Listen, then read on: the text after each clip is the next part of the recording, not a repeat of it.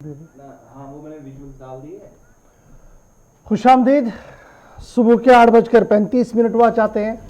13 जुलाई की तारीख है, सन 2022 है। हफ्ते का तीसरा दिन बुधवार है और हस्बे वादा आपके सामने आपका मेज़बान इशफाक गौहर हाजिर खिदमत है प्रोग्राम सलाम जी के लेकर। साबिन नाजरीन, आज की इस नशियात में बात जम्मू कश्मीर से ज़रूर हम शुरुआत करेंगे, लेकिन आपको सिर्फ जम्मू कश्मीर तक की खबरों तक महदूद नहीं रखेंगे, बल्कि दुनिया में क्या कुछ चल रहा है, मुल्क के अंदर सियासत किस तरीके से है, इस पर भी बात करने की कोशिश करेंगे। सरहदों पर आग उगल रही है, किस सरहद पर क्या कुछ हो रहा है, इस पर भी बात करने की कोशिश करेंगे। लद्दाख की सूरत हाल पर भी गुफ्तगू करेंगे। वज़ीर आज़म की तरफ से जो एक बड़ा ऐलान गुज़श्ता दिनों किया गया था, उसका क्या असर है, एक RTI का खुलासा सामने आया, इंक्वायरियाँ हुई है, सब कुछ आपके सामने एक एक करके रखेंगे। उम्मीद है कि आप 10 बजे तक हमारा साथ देंगे। हस्बे वादा 3 मरहलों में इस प्रोग्राम को ले आएंगे। दूसरे मरहले तक खबरों का सिलसिला रहेगा। तीसरे मरहले में आपकी फ़ोन कॉल्स को शामिल प्रोग्राम किया जाएगा। यानी वक्त होगा 9:45 का, जब आप और हम गुफ्तगू करेंगे, और आखिरी 8 से 9 मिनट जो होंगे वो फ़ोन कॉल्स के लिए रखी जाएंगी, ताकि ज़्यादा से ज़्यादा कॉलर्स अपनी शिकायत हुकूमत तक पहुँचा सके।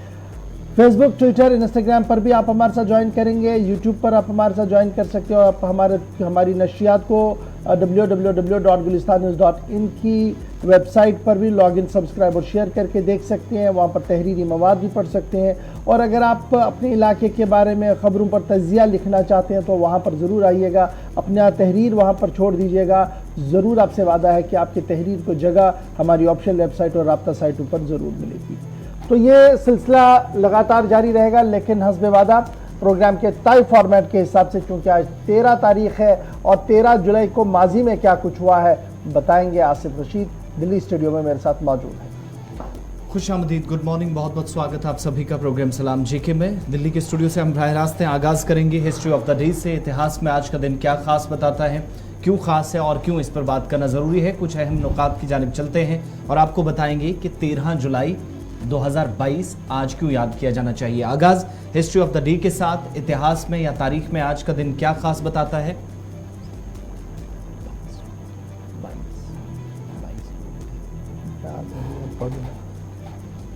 आज का दिन जम्मू कश्मीर की तारीख के एतबार से भी काफ़ी अहमियत का हामिल, चूँकि जमहूरियत की जड़ों को मजबूत करने के लिए 22 लोगों ने आज के दिन कुर्बानी दी। 13 जुलाई 1931। इसके अलावा साल 1977 में भारत रत्न, पद्म भूषण जैसे शहरी एजाज़ात देने का सिलसिला भारत सरकार की तरफ से मुनक़ता किया गया था और उसके बाद दोबारा इसका आगाज़ ज़रूर हुआ, लेकिन 1977 में इसे सरकार की जानिब से रोका गया था चंद वजूहात की बिना पर।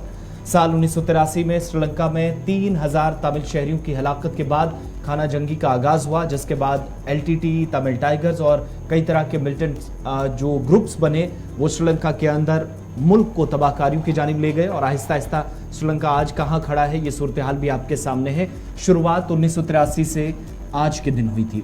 1929 में मुजाहिद आज़ादी जितेंद्र नाथ बोस ने अपना तारीखी धरना शुरू किया 13 जुलाई 1929 को आज के दिन अंग्रेजी कैलेंडर के मुताबिक। इसके अलावा 1534 में ऑटोमन फौज की जानिब से फारिस में तब्रीज़ पर कब्जा किया गया, जिसे बाद में ईरान कहा गया। और इसके साथ साथ 13 जुलाई 1882 में रूस के अंदर एक खतरनाक हादसा पेश आया। ट्रेन पटरी से उतरी और 200 लोगों की जान चली गई, जिसमें 456 अफराद जख्मी भी हुए थे।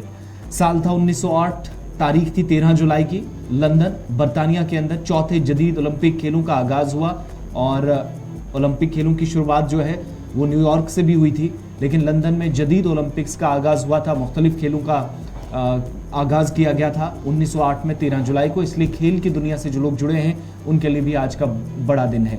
और इसी दिन यानी 13 जुलाई को 1908 के साथ साथ 1930 में भी यूरुग्वे में पहली बार फीफा फुटबॉल वर्ल्ड कप का आगाज़ हुआ और उसके बाद आज तक ये वर्ल्ड कप हर 3 से 4 वर्षों के बाद जब हुआ है दुनिया भर के मुख्तलिफ हिस्सों में हुआ। और फुटबॉल शायकीन की दिलचस्पी भी काफ़ी ज़्यादा दुनिया भर के अंदर, बिलखुसूस यूरोप, अमेरिका और नॉर्दर्न रीजन के अंदर देखी गई है। लेकिन शुरुआत यूरुग्वे से पहले फीफा वर्ल्ड कप के साथ, जहां पर कई तरह की पुरतशद्दुद कार्रवाइयाँ भी हुई थी वर्ल्ड कप मैचेस के दौरान 1930 में। ये हिस्ट्री ऑफ द डे में अहम बातें थी, बड़ी बातें थी। आज 13 जुलाई है और आपको कुछ तस्वीरें भी बाद में बताएंगे कि आज का दिन जहां अहमियत का हामिल है, क्या आज के दिन हुआ करता था और आज क्या होना ज़रूरी है या क्या कुछ सरकार कर रही है, वो सारी चीज़ें। लेकिन एक एक करके जब हम खबरों की तरफ जाएंगे तो आपको साथ साथ तबसरा बताएंगे। ग्राउंड जीरो से हमारे नुमाइंदे भी कुछ हिस्सों से जुड़कर आपको मुख्तलिफ खबरों पर डिटेल्स प्रोवाइड करेंगे। भारत पाकिस्तान सरहद पर आज क्या हलचल हुई है, एक बार फिर से शुरुआत इसी खबर के साथ करेंगे। Executive editor Ishfaq Gauhar. चलिए जनाब, थोड़ी देर में आपको श्रीनगर भी लिए चलेंगे, जहां पर आज के दिन के हवाले से आपको बताएंगे कि तारीख में क्या कुछ होता था और आज सड़कों पर किस तरीके का माहौल है। आपको थोड़ी देर में वो ज़रूर बताएंगे। लेकिन फिलहाल ज़रा बात करते हैं सरहद की, क्योंकि सरहदों से जो खबर आ रही है वो ये आ रही है कि सरहद के ऊपर पिछले 2-1.5 साल के दौरान लगातार खामोशी थी, लेकिन अब Jammu Kashmir line of control से इस वक्त की बड़ी खबर कि पुंछ में रात देर गए दरअंदाजी की कोशिश को नाकाम बनाया गया है। दिफाई तर्जुमान की तरफ से जानकारी दी गई है। चकंदा बाग इलाके में फौज और दरअंदाजों के बीच झड़प भी हुई है और रात देर गए तक गोलियों की आवाज़ से पूरा इलाका जो है वो दहल उठा है, लेकिन दरअंदाजी की कोशिश को नाकाम करने का फौज की तरफ से दावा पेश किया गया है। फौजी तर्जुमान ने इस बात की वजाहत की 12 और 13 जुलाई सन 2022 की रात को दरअंदाजी की कोशिश लाइन ऑफ कंट्रोल के पुंछ इलाके पुंछ सेक्टर के अंदर की गई और जिसे अलर्ट ट्रूप्स ने नाकाम बनाया, यानी जो वहां पर अफवाज थी उन्होंने उन्हें नाकाम बनाया। और 12 और 13 जुलाई में जो इन्फिल्ट्रेशन अटेम्प्ट पुंछ सेक्टर के अंदर हुआ है उसे मुकम्मल तौर पर नाकाम बनाने के बाद इस वक्त इस इलाके के अंदर जो है वो सर्च ऑपरेशन भी चलाया जा रहा है। अहम शाहिदीन के मुताबिक जो इस इलाके के आसपास रहते हैं उनका मानना है कि 12 और 13 यानी दरमियानी शब के बाद गोलियों की आवाज पूरे इलाके के अंदर सुनाई दी गई, जिसके बाद लगातार सूरत हाल ये है कि सुबह तक वो आवाजें सुनाई दी गई, लेकिन सुबह से लेकर अभी तक अब सर्च की भी तलाशियां चल रही है, यानी सर्च ऑपरेशन चलाया जा रहा है, तलाशी कार्रवाइयां चलाई जा रही हैं, लेकिन दरअंदाजों को मुकम्मल तौर पर रोक दिया गया। फौज की तरफ से यह दावा किया गया और दिफाई तर्जुमान ने थोड़ी देर पहले ये बात सामने रखी है। सीधे चलेंगे, हमारे नुमाइंदे सन्नी शर्मा इस वक्त है। सन्नी, क्या कुछ अपडेट आपके पास है? इंडियन आर्मी की स्पोक्स पर्सन का बयान सामने आया, डिफेंस की तरफ से बयान सामने आया है कि इन्फिल्ट्रेशन अटेम्प्ट हुआ था जिसको नाकाम बनाया गया।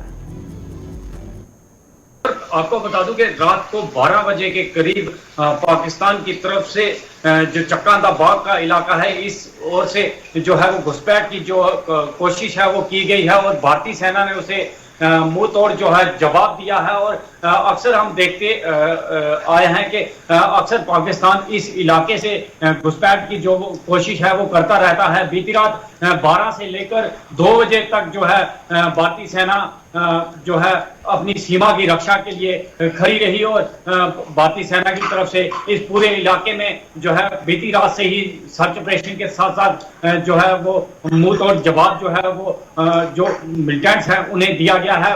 अक्सर देखा जाता है कि ये पूरा जो इलाका है चक्कादा बाग हो गया, खड़ी हो गया, करमारा हो गया या डगवाल का सेक्टर हो गया, इस इलाके में पूरी ही सेना की जो टुकड़ियां हैं वो बीती रात जो है वो सर्च ऑपरेशन जो है वो चलाती रहती हैं। जो पाकिस्तान की तरफ से जो सीमा इस ओर लगती है उस ओर अक्सर तो क्या सर ये अभी भी वहां पर तलाशी कार्रवाइयां चल रही है और उसे नाकाम करने में एक बड़ी जो पाकिस्तान की तरफ से घुसपैठ की कोशिश थी उसे नाकाम किया गया। बहुत शुक्रिया सनी हमारे साथ ज्वाइन करने के लिए। सनी शर्मा बता रही है 12 और 13 तारीख को जो घुसपैठ करने की कोशिश की गई थी, इन्फिल्ट्रेशन दरअंदाजी की कोशिश की गई थी, फौजी तर्जुमान के मुताबिक उसे नाकाम बना दिया गया। इलाके के अंदर रात देर गए तक गोलियों की आवाज सुनाई दी गई, लेकिन सुबह से लेकर अभी तक सूरत हाल ये है कि फौज ने कई इलाकों का एक चीज और भी यहाँ पर चूंकि एक लंबे अरसे से देख रहे थे सरहदों पर खामोशी और ये जंगलात से भरा हुआ इलाका है दोनों अतराफ, चाहे वो उस तरफ पीओके का हिस्सा हो या इस तरफ आने वाला हिस्सा हो,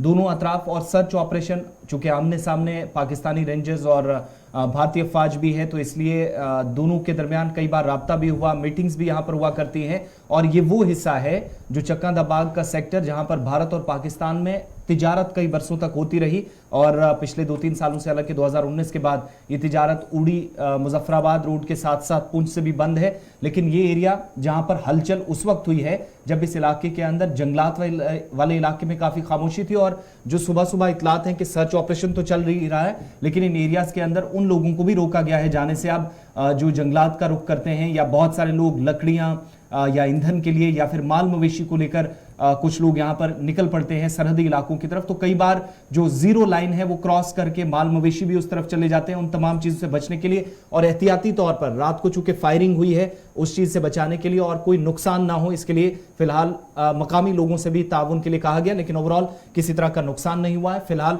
इस ऑपरेशन को सर्च ऑपरेशन में तब्दील किया गया है। जो रात के गोलियों के चलने की भी यहां पर आवाजें काफी वक्त तक सुनाई दी गई और इन्फिल्ट्रेशन बिट को फॉइल करने की बात फौजी तर्जुमान ने कर दी है। आगे बढ़ते हैं, बात अब जरा करते हैं मरकजी मुआवनत वाली स्कीमों के तहत, और इन्हीं स्कीमों में से एक स्कीम थी जो जम्मू कश्मीर समेत मुल्क के मुख्तलिफ हिस्सों के अंदर छापे फरोशों को या उन तमाम कमजोर ताजरों को, कमजोर तबके के लोगों को ऊपर लाने के लिए सरकार की तरफ से शुरू की गई थी। और इस स्कीम के तहत सरकार ने मुल्क भर के मुख्तलिफ रियासतों और मरकज के जेर इंतजाम इलाकों में लोन देने का सिलसिला भी शुरू किया था। लेकिन जब हम रियासतों और यूटीज की फहरिस्त देखते हैं तो जम्मू कश्मीर और लद्दाख का नाम भी इस सूची में आता है, इस फहरिस्त में आता है। वो तमाम स्ट्रीट वेंडर्स जिनको बेहतर करने के लिए, बाख्तियार बनाने के लिए, उनको मजबूत बनाने के लिए, और किसी का छोटा या कम कारोबार था तो उनको थोड़ा और मजबूती देने के लिए सरकार की तरफ से एक स्कीम पीएम स्वनिधि स्कीम जिसके तहत लोन दिया जाता था। और आज जब फहरिस्त सामने आती है 2021-22 की तो उसमें यह पता चलता है कि मुख्तलिफ रियासतें मुल्क की है जहां पर सरकार ने इस स्कीम के तहत लोगों की मदद की है, छापड़ी फरोशों की मदद की है। लेकिन जम्मू कश्मीर और लद्दाख से भी एक अच्छी खासी तादाद ऐसे लोगों की है जो अपना कारोबार कराते हैं, छापड़ियाँ चलाते हैं, छापड़ी फरोश है, छोटा छोटा कारोबार है मुख्तलिफ हिस्सों के अंदर जम्मू कश्मीर और लद्दाख में। उन तमाम लोगों की भी एक अच्छी खासी तादाद है या मुस्तफिदीन की जिन्होंने स्कीम का फायदा उठाया है और लोन मरकजी सरकार की स्कीम के तहत यूटीज के अंदर भी लिया गया है। पीएम सम्मान निधि ये वो लोन प्रोसेस है जिसे मरकजी हुकूमत ने लॉन्च किया था मार्च 2020 के अंदर। इसका मकसद ये था कि जो छापड़ी फरोश पूरे मुल्क के अंदर है उन्हें आसान शरहों पर कर्जे दिए जाएं ताकि वो किसी भी तरीके से अपने माश को कंटिन्यू कर सके और सूरत हाल उनकी बेहतर हो। अब एक आरटीआई फाइल किया गया है जिसके नतीजे में ये एदाद शुमार सामने आए हैं कि लद्दाख, जम्मू कश्मीर में भी इस स्कीम का फ़ायदा जो है वो स्ट्रीट वेंडर्स की तरफ से उठाया गया है और एक अच्छी खासी तादाद है इसमें जिन्हें इसका फ़ायदा मिला है। नंबर एक। नंबर दो, खवातीन भी पीछे नहीं है। मर्दों के मुकाबले में उत्तर प्रदेश और दीगर रियासतों के अंदर खवातीन स्ट्रीट वेंडर्स जो हैं, जो छापड़ी फरोश है, उन्होंने भी बैंकों से कर्जे लिए हैं और अपने छोटे छोटे यूनिट्स को इस्टेब्लिश करने की कोशिश की है। मजीद आरटीआई के खुलासे में क्या कुछ कहा गया, सीधे श्रीनगर चलेंगे। हिलाल हांजुरी हमारे साथ इस खबर पर ज्वाइन किए हुए हैं। हिलाल, बहुत शुक्रिया ज्वाइन करने के लिए। खबर किसान ये जो स्कीम हमारी दिल्ली से शुरू हुई है सम्मान निधि, पीएम सम्मान निधि, इसको लेकर जब हम बात करते हैं तो आरटीआई के खुलासे के अंदर बड़ी चीजें सामने आ रही है कि लद्दाख के स्ट्रीट वेंडर्स से लेकर जम्मू कश्मीर के स्ट्रीट वेंडर्स ने इसका फायदा उठाया है क्योंकि आसान शहरों पर यह कर्जा है। और इतना ही नहीं बल्कि जब हम टैली देखते हैं जो थोड़ी देर में आप बताएंगे उसमें यह साफ लग रहा है कि उत्तर प्रदेश की खवातीन ने बाजी मार दी है। बिल्कुल गवर्नर, जो ये स्कीम साल 2020 में शुरू की गई है ये दरअसल उन लोगों के लिए शुरू की गई थी जो बिल्कुल जो हम कह सकते हैं फाइनेंशियली काफी पसमानदा थे और जिन्हें अपना यूनिट, जो हम कह सकते हैं कि जो स्ट्रीट वेंडर्स हैं उसकी एस्टैब्लिशमेंट के लिए उन्होंने सरकार से ये लोन हासिल करने के लिए अप्लाई किया हुआ था। और इसमें जो अभी तक के रिजल्ट्स आए हैं उसमें जम्मू कश्मीर और लद्दाख भी उन बेहतर बेनिफिशरीज में शामिल हो गए हैं जिनकी तादाद जो है लगभग 75% से ज्यादा है। जब हम लद्दाख को देखते हैं यूनियन टेरिटरीज में तो लद्दाख ने 94% जो एप्लीकेशन हो गए हैं उन्हें अभी तक ये लोन फराहम किया गया है। यानी हर 100 में से लगभग 94 लोगों को, 94 बेनिफिशरीज को ये लोन की फैसिलिटी जो है वो हासिल हो गई है और वो अब इस लोन से फायदा और इस्तेफादा कर रहे हैं। इसी तरह जब हम जम्मू कश्मीर का देखते हैं तो जम्मू कश्मीर के अंदर भी ये रेट 75% है। तो अब जम्मू कश्मीर और लद्दाख भी उन्हीं रियासतों में और इन्हीं जो यूटीज में शामिल हो गई है जिनकी रेट जो है ये लोन हासिल करने की 80 से या 95 से 90 से ज्यादा है। तो इस तरह से बाकी जो स्टेट्स हैं जिसमें हम कहते हैं कि अंडमान निकोबार और लद्दाख, ये इनकी जो रेट 91% से ज्यादा है, यानी हर 100 में से 91 लोगों को कम से कम ये लोन फैसिलिटी मिली है।